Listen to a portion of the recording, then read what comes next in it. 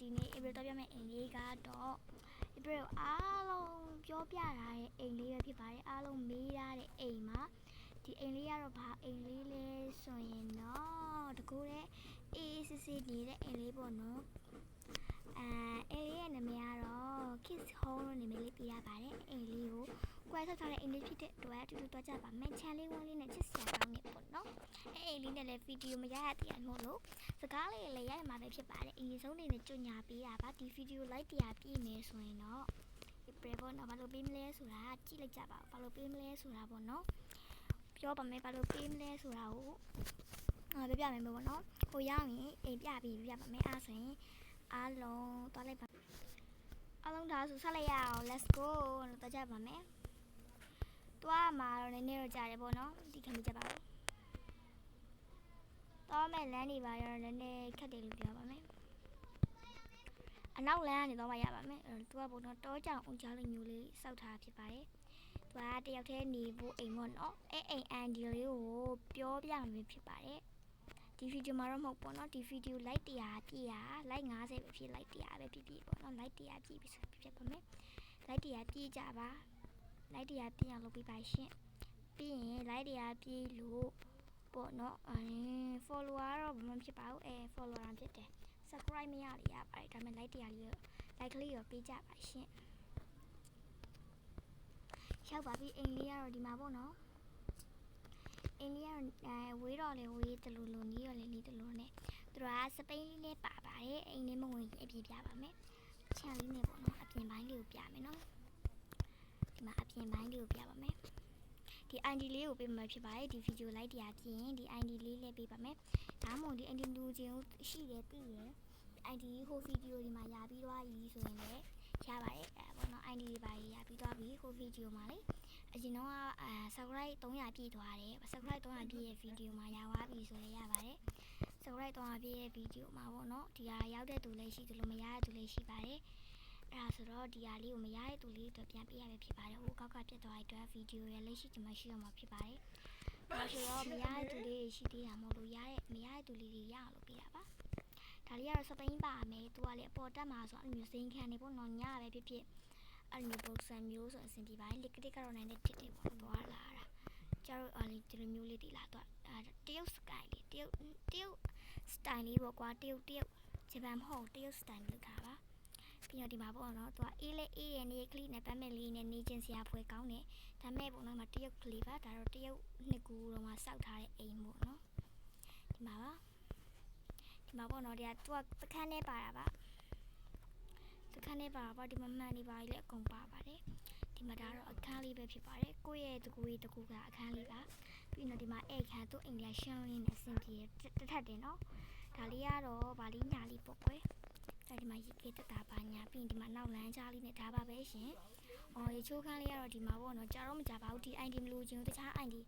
လိုချင်တယ်ဆိုလဲရပါတယ်တခြား ID ဈေး ID ပဲဖြစ်ပါပဲဖြစ်ဖြစ်ပေါ့လိုချင်တယ်ပေါ့နော်အဲ့ဒါဆိုရင်တော့ဒီဗီဒီယိုပေါ့နော်ဟို100ပြည့်နေရပါတယ်ဟိုလူအများဆုံးရချင်တဲ့ ID ကိုပြောပြမှာပဲဖြစ်ပါတယ်လူအများဆုံးရမယ်ပေါ့နော်ကောင်းမှမှတ်ခဲ့ပါကိုရချင်တဲ့ ID လေးဖရား ID အဆုံးမှတ်ခဲ့နော်အဆုံးမှတ်ခဲ့ကို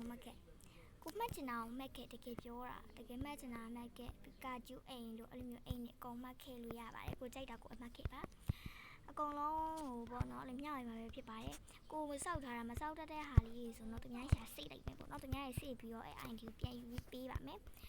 အဲ့ ID ပြန်ယူပေးပါမယ်ပီကာကျူအိမ်ပါညာအရင်ခက်တာကြီးလေ April ကဖြည့်ပေးရဖြစ်ပါတယ်လူများရဲ့အကုန်ဖြည့်ပေးရပေါ့နော်အကုန်ဖြည့်ပေးပါတယ် April ကြောင့်လည်းအကုန်လုံးသိမှာပဲဖြစ်ပါတယ်ပြီးတော့ဒီကဒါပါနေရာလေးတော့မသိသေးလားဒီပေါ်တက်ကြည့်တော့မယ်April ဒီနားကနေတော့လို့ရတယ်ဒီလားအတိုင်းပြုတ်ကြမှာဒီအခါမိုးပေါ်တက်ရတာအရန်လွယ်ရသည်လားဒီအိမ်လေးကတော့အရန်တော့လှပါတယ်နောက်မှာဆိုမျိုးကြံသေးရနော်ပြပါဒီအိမ်နဲ့တကွပါတဲ့ဟာနော်သူကကြတော့အလုတ်ကလေးသိလားဘောပီပါလေးကလည်းအလုတ်ကလေးပဲသူကကြတော့ကိုယ့်ဘက်ကိုလူချင်နေဆိုတော့ဒီ ID ထဲမှာတခါလေးပါပြီးသားပေါ့နော်တခါလေးပါပြီးသားပါဒီဘက်ကတွားလိုက်ပါမယ်တခါလေးပါပြီးသားပါတခါလေးပါပြီးသားဆိုတော့ကိုယ့်ကနေကိုပဲကြိုက်တူတော့လိုက်ပါတော့ဒီကနေတွားလိုက်ပါမယ်နော် April ကိုခွင့်လို့ပေးပါ April ဒီကနေပဲ AACC လေးပဲတွားလိုက်ပါတော့မယ်ဟိုကနေတက်နေကြလို့ပါ လိုက်ထိုးပြီးကရမကြီးလဲလို့ပြီး April တို့တောင်းမယ်ပေါ့နော်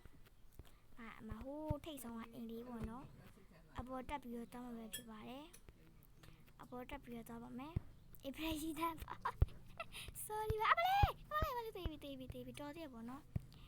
April ကအရှိန်လုံးရတာ April ရှိချင်လာလို့ပါဒီမှာပေါ့နော်ဒီမှာကားပါကင်နေရှိတယ် April တက်မထိုးတာပါကားစုံနေလို့မတန်လို့အိမ်နဲ့ရေကူးကန်လေးရှိပါတယ်ကျမရဲ့ရေကူးကန်ကတော့ဒီမှာဆိုလက်ကလေးပါပါတယ်ဟာရေကူးတာတော့အရန်လှပဲဖြစ်ပါတယ်ကျမဒီမှာတက်မယ်ကျမပြမှာโอเคပါကျမလည်းဒီမှာတက်ချင်းတက်လိုက်ပါတော့တယ်အင်တကားလေးကတော့လေသူ့လာပကလေးနဲ့အင်လေးကလည်းပေါ့နော်တီးလို့ဘာလို့ညာလို့တီးတယ်မှာဒါတီးဆိုအခုမှစပြီးလောက်တာတော့မဟုတ်ဘူးကျမတို့လည်းဘယ်ရောလောက်လို့တော့မသိဒါပေမဲ့တီးလို့ဘာလို့နေတဲ့အိမ်မျိုးနော်ကိုယ့်ကိုစောင့်နေရတာနော်ဒါ April ID ပါ April ID လေးပဲဖြစ်ပါတယ်ဟိုမှာလည်းအဲ့တဲ့အိမ်ရှိသေးရပေါ့နော်ဒါ April ပါ April စောက်ထားတယ်ဖြစ်ပါတယ်ဒါစောက်တဲ့အချိန်မှာတော့လွယ်တယ်ပေါ့နော်ဒါကတော့လွယ်ပါတယ်ဟိုကတော့ခက်တယ်ပေါ့နော် April နေဖို့ဆိုတော့ April လောက်ထားပါဟို ID ရတယ်ဒီ ID ပါတစ်ခါလေးပါပါတယ်စိတ်မပူပါနဲ့နော်မပါဘူးဆိုတော့ဖုန်းကမရှိစေရပါဘူး April ကိုယ်တိုင်နှစ်ခုရောစော်ပြီးတော့လဲမအောင် April ID လောက်ထားတာဖြစ်တဲ့အတွက်ပါ April ငရတိဒီတချို့သူရနော်ဟို ID တခုရလို့ထင်ရတယ်အရှင်တော့သူရအဲ့ဒါ April ဟဲ့ဟို ID မပါဘူးလားမီလီလို့မပါဘူးလားပေါ့နော်မီလီလို့ဆိုကောင်မလေးရတော့မီလီလို့ပေါ့နော်မီလီလို့မဟုတ်မီလီတို့ပေါ့နော်အဲ့လိုစကားတော့မပြရလေးခုပါမီလီတို့တော့ကြတော့ဒီ ID ကိုသူတို့မသိဘူးပေါ့နော်ဟာဒီတိုင်းပဲကအဲ့တိုင်းပဲဒါဆိုတော့စလိုက်ပြတာနဲ့ဒီလိုညာရီရောနော်နေရာရီရက်ပါမယ်စကိုက်တရားရှင်လောက်ပါအောင် April ဟိုအရင်တော့အကောက်မှာစကားတွေသွားကြည့်လို့ရပါတယ်အေးနော်ဒါလေးပေးဖို့ရတယ်မရသေးတဲ့သူလေးတွေ ID မရသေးတဲ့သူလေးတွေပါ subscribe 300ပြည့်လို့ပြန်ပေးဖို့ပါရှင်ဒါဆိုအားလုံးဘိုင်ဘိုင်မော်နော်ဘလို့ပုံစံနဲ့လှုပ်ရှားမှလည်းမသိပါဘူးဘလို့ပုံစံနဲ့လှုပ်ရှားမှလည်းမသိပါဘူးအင်ကြီးအောင်ပြောင်းပြီးပဲဖြစ်မိကက်ပဲပြောင်းပြီးပဲဖြစ်အခုကတော့နှစ်ခုတည်းတစ်ခုဖြည့်သွားပါမယ်ဒါပေမဲ့နှစ်ခုတည်းတစ်ခုဖြည့်ပေးသွားမယ်ပေါ့နော်တစ်ခုတော့မဖြည့်တော့ပါဘူးဖြည့်လိုက်ပါမလေးနှစ်ခုလုံးကဲအခုဆိုတော့အခုပြပြီးမှတော့မိကက်ပြင်ပြီပါအများကြီးလည်းထုတ်ပြပါမယ်ဒီ bros ထဲဝင်မယ်မီနူးထဲဝင်မယ်မီနူးထဲဝင်ပြီးတော့ bros အပူမားတာဒီလိုလေးဒီမှာပေါ့နော်ဒီဟာလေးကိုနှိပ်မယ်အဲ့ဒါကိုနှိပ်မယ်ပြီးရင်ဒီမှာဟဲကြီးကပေါ့နော်ဒီမှာအယောင်ကလေးခရူခါလာအသားကြီးအယောင်นี่အစုံရှိပါတယ်အဲ့မှာဟောဒီအောင်နှိပ်လိုက်ပါမယ်ခရူခါလာနှိပ်ဆိုကိုကြိုက်တဲ့အယောင်လေးကိုပြပေးပါမယ်နော်ကိုဒါဆိုကိုကြိုက်တဲ့အယောင်ကိုလုံးနိုင်ပါတယ်ကိုအပြောင်းဒီကတော့အပန်းရောင်ကြိုက်တဲ့အတွက်အပန်းရောင်လေးထားလိုက်ပါမယ်အဲ့ဒီရောင်လေးလည်းလာပြီပေါ့နော်ဒီတရားလေးပဲထားလိုက်ပါမယ်နော်ကိုကြိုက်တဲ့အယောင်ကိုလုပ်ပါမယ်ပြီးတော့ရင်တော့ဒီပေါ့နော်အဖြူရောင်ဒီဟာလေးကိုနှိပ်လိုက်ပါမယ်အဲ့ဒါလေးကိုနှိပ်မယ်ဆိုလဲသူကဒီလိုမျိုးပေါ့နော်အင်းကြီးအရာပြောတာပါဒါဆိုတော့ကိုတိုင်းစီနေအောင်ထားပါကျမတော့အဖြူရောင်လေးပဲထားလိုက်ပါမယ်နော်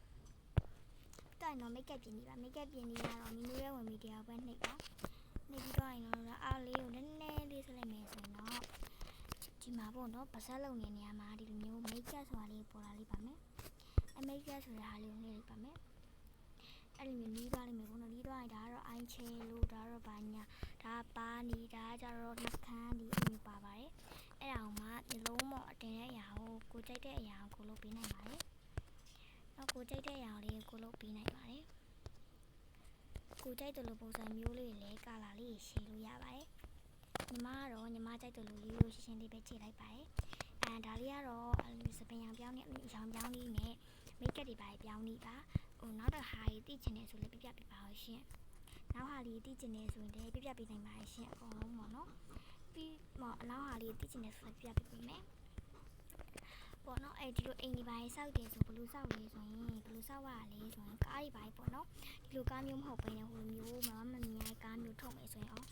ကားမျိုးကိုထုတ်မယ်ဆိုရင်တော့ဒီလိုလောက်ရပါမယ်မီနူးရဲ့ဝင်လိုက်ပါမယ်မီနူးရဲ့ဝင်မယ်မီနူးရဲ့ဝင်ပြီးတော့ရင်bros ကိုနှိပ်မယ် bros ကိုနှိပ်ပြီးသွားရင်ဒီဟာလေးပေါ့နော်အဲ့လေးနှိပ်လိုက်ပါမယ်အဲ့အောင်နှိပ်မယ်ဆိုရင်ပေါ့နော်ဒီကတော့ခါးတွေပါဒီမှာခါးတွေစပိန်ကြီးအစုံပါပဲအမှာပေါ့နော်အများကြီးထူပြရပါတယ်ဒီမှာပါအဲ့ဒါလေးကို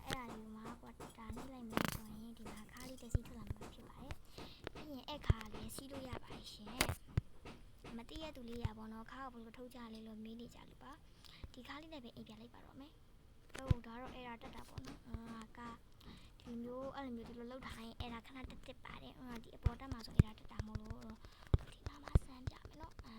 လည်းမတော့မဆန်းတော့ကွာဒီနားလေးမှာဆန်းပြပါမယ်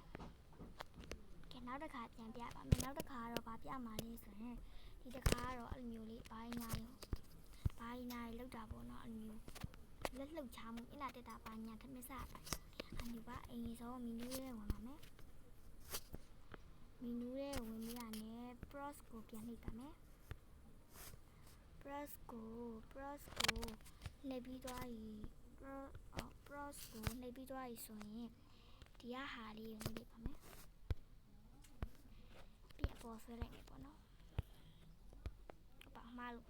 ဒီပါပေါ့နော်ဒီမှာမှားတာပေါ့နော်နည်းနည်းတစ်ခုမှသာပါတရားလေးကိုနှိပ်လိုက်ပါမယ်ဒါဆိုရင်ဒီမှာဒီလိုမျိုးသုံးတဲ့နေရာရှိရဲပြီးသွားရင်ပေါ့နော်ပြီးသွားရင်လည်းဒီမှာအဲ့လိုဟာလေးရှိပါတယ်အဲ့လိုဟာလေးဆိုတော့ကိုကနေပြီးတော့စစ်တောင်းလေးကိုအရင်ဆုံးစမ်းသုံးပြပါမယ်နော်စစ်တောင်းဆိုလေးကိုမသိပါဘူးပြပေးပါမယ်ဒီမှာကအဲ့စစ်တောင်းလေးကိုနှိပ်လိုက်ပါမယ်နှိပ်လိုက်တော့ထိုင်သွားရပေါ့နော်ထိုင်သွားပြီးပြီဆိုရင်ကိုကဒီဘက်ကများလေးကိုအဲ့လိုမျိုးလေးနှိပ်ရပါတယ်တော့ဒီလိုမျိုးထိုင်နေဟာပါပါတယ်ဒီအောင်မကြိုက်ဘူးဆိုရင်ပေါ့နော်စောစောကပြရဲဒီမြားလေးကိုပြန်နှိပ်ပြီးတော့နိုင်ပါတယ်ဒီဟာကိုကြိုက်တယ်ဆိုရင်အဲ့လိုလေးထားတာပါဖះရှိခိုးရပါလေပြောလို့ရပါတယ်ဖះရှိခိုးရပါတခါပြီးရမယ်ကိုထိုင်တယ်အဲ့လိုလေးပေါ့နော်ထိုင်ပါအဲ့လိုမျိုးလေးပါဒီလိုမျိုးလေးပါအဲ့လိုမျိုးထိုင်ချင်တယ်လို့ထိုင်ပါဖះရှိခိုးတာတော့ဒီမှာပေါ့နော်သူ့ဘာသူရှိခိုးပါတယ်ဒီခုနှစ်ခုမြောက်မှာသူ့ဘာသူရှိခိုးတာပဲဖြစ်ပါတယ်ပြီးရင်ကိုကဒီကမလုပ်တော့ဘူးပြန်မထွက်တော့ဘူးဆိုရင်ဂိမ်းထွက်ဆရာမလို့ပါဘူးဒီကဟာလေးကိုနှိပ်လို့ရပါတယ်အဲ့လိုနေရောဖြစ်ပါတယ်တွိုင်း exit တာကိုမပြန်နှိပ်လိုက်မယ်ဒီဟာလုပ်လိုက်မယ်အဲ့လိုလုပ်လိုက်မယ်ပေါ့နော်အဲ့ဒါဆိုတော့ဘယ်ရရှိကိုရလုပ်လိုက်ပါမယ်လုပ်ပြီးရင်လုပ်ပြီးသွားရင်တော့ကိုကဒီမှာအပေါင်းရယ်အနှုတ်ရယ်ဆိုတာရှိပါတယ်အဲ့ဒါအနှုတ်ကိုနှိပ်မယ်ဆိုတော့နှိပ်သွားမှာပဲဖြစ်ပါတယ်အပေါင်းကိုနှိပ်မယ်ဆိုတော့ပို့ပြီးတော့ညံလာပဲဖြစ်ပါတယ်ဘယ်ရရှိကိုရညံလာပါမယ်ကိုမကြိုက်တော့ဘူးဆိုရင်တော့ဒီဘက်ကလေးကိုနှိပ်နေပါတယ်အဲ့ဒါဆိုရင်တော့အကုန်လုံးတိလာပြီပဲဖြစ်ပါတယ်ဒါဆိုတော့အားလုံးကို